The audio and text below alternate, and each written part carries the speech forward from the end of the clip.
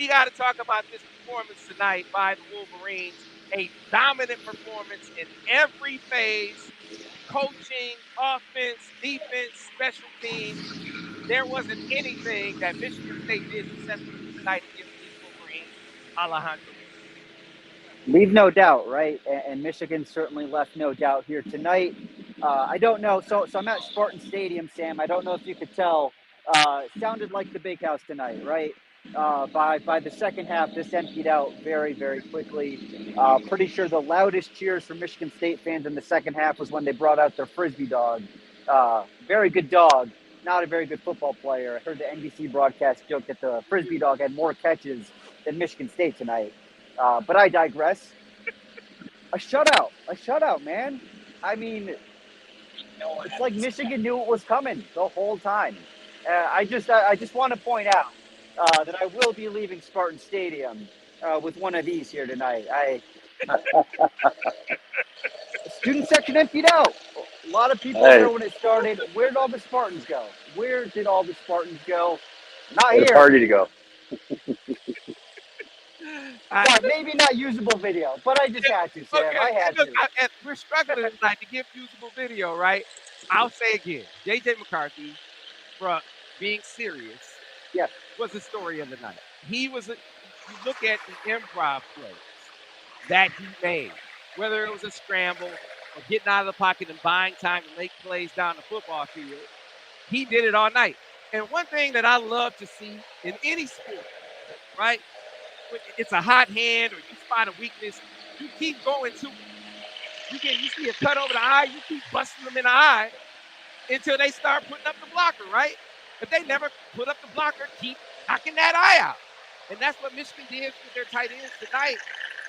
Josh and Alejandro, Michigan's tight ends after the first quarter, you think, okay, cover them. And then they never covered them, bro. They never, all night long, the tight ends were covered. Listen, we knew coming in that Michigan State's linebackers struggled in coverage, right? I didn't think it would be quite this bad, right? I mean, I think about what Michigan thought it had when it got A.J. Barner from Indiana. And I think all I heard from Indiana folks was, this guy is okay as a receiver. He's not a good inline blocker. And what happens when he comes to Michigan? He becomes one of the best blocking tight ends we've seen in quite some time, right? So it's just a plethora of options for the Michigan offense. And you talk about J.J. McCarthy, like there were times when it felt like from the field level that Michigan State had 3 rushers on J.J. Felt like there was a chance they'd get him back for a loss of yards, and it happened once, right, on that keep on the third down. Other than that, it just felt like no matter what Michigan State brought, JJ was going to find the open guy or he was going to make plays happen by himself. And there's not just one guy he can throw it to. It's AJ Barner, it's Colston Loveland, it's Roman Wilson. Thank you for scoring a touchdown right in front of me. I got some great photos out of it. But there's just so many options on this Michigan offense. And it starts with JJ, who's playing, I saw Caleb Williams lost tonight. Who else would you rather have a quarterback, right? I said earlier in the deal here, Caleb Williams taking the L, JJ continuing to be lights out with the efficiency numbers and winning convincingly. That's the thing, Josh. Like, okay, you got a game that everyone thinks you should win. You're supposed to win this game. So win it emphatically. Like Alejandro said, win and leave no doubt. And that's what Michigan has been doing in these games. They've been wiping the floor with these teams.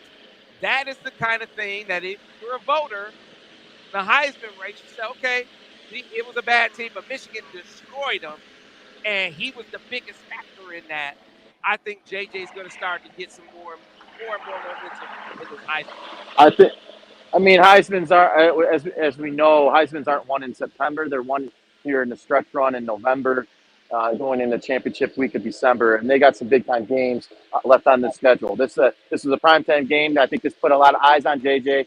Played as efficient as you can possibly play, like he has all season. Now we go down to Penn State in 3 weeks. He does this again. You're going to see JJ in that conversation. You do it again against the Buckeyes, JJ might be hoisting that trophy. It's all in front of him. All the cards are in front of him. The guy's incredible. I saw a stat. I believe he's like 65% on third and long when he's scrambling. Tops in the country. something along those lines. Just an incredible player when it just comes to seeing the pressure, feeling the pressure. And he's always seems to find a guy downfield making a play. Yeah, and the defense, again, they continue to do their thing.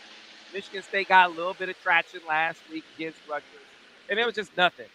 Junior Colson was all over the football field tonight. All over. It was like a tackling machine. And then after that, it was a tackle by committee. I mean, they're swarming to the football, and Michigan State had to feel like I said earlier, there's nothing they could do. Stick in coverage. I felt good for David Burrows. Wanted him to make a play. He was one of the guys who got assaulted in the tunnel. Felt good for him. I mentioned Marion Walker. He broke up the play tonight. You need those guys to get deeper in the season. You want to grow your options as far as coverage guys are concerned. Right? So if you get in the battle and someone's having success, you got some other guys you can go to. I'm really specifically focused on Marion Walker. Just that size and that speed, that can be a real factor for them somewhere down the stretch. You want to keep developing him.